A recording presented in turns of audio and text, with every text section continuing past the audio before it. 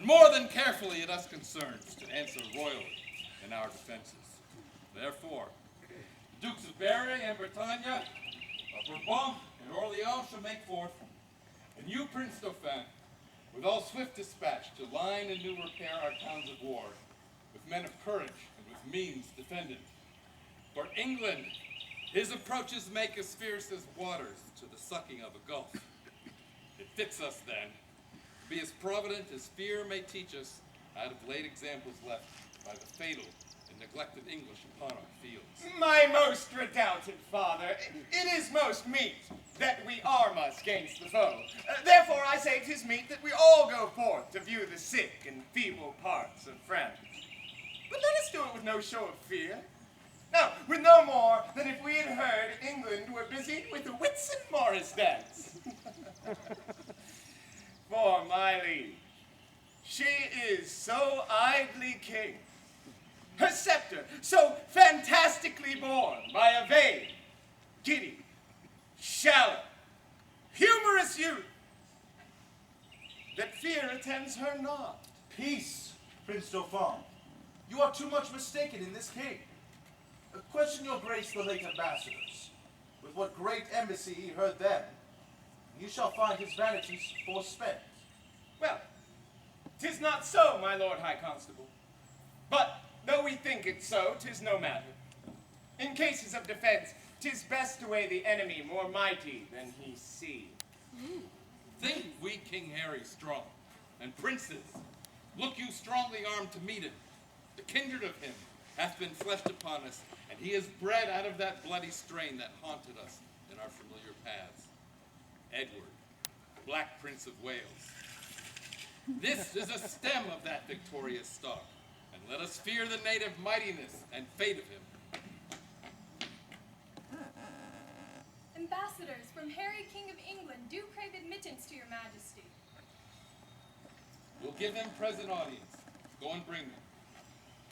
You see, this chase is hotly followed, friends. Turn head and stop pursuit! For coward dogs do most spend their mouths when what they seem to threaten runs far before them.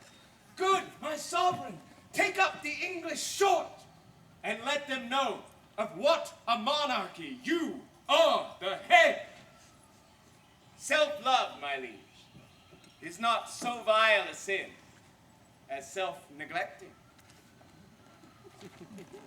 From our brother, England? From him, and thus he greets your majesty. He wills you, in the name of God Almighty, that you divest yourself and lay apart the borrowed glories that by gift of heaven, by law of nature and of nations, belongs to him and to his heirs, namely the crown, and all the wide-stretched honors that pertain unto the crown of France. That you may know, 'tis no sinister nor no awkward claim, he sends this most memorable line, willing to overlook this pedigree. And when you find him evenly derived from the most famous of his famed ancestors, Edward III, he bids you then resign the crown and kingdom, indirectly held from him, the native and true challenger. Or else, what follows? Bloody constraint. For if you hide the crown, even in your hearts, there will he rake for it.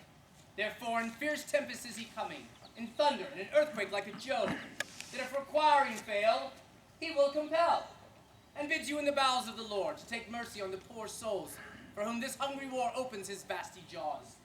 And turning on your head, the widow's cries, the orphan's tears, the dead men's blood, the pining maiden's groans, for husbands, fathers, and betrothed lovers that shall be swallowed in this controversy. This is his claim, his threatening, and my message. Unless the dolphin be in presence here, to whom expressly I bring greeting too. For us, we will consider of this further. Tomorrow shall you bear our full intent back to our brother England. For the Dauphin, I stand here for him. What to him from England?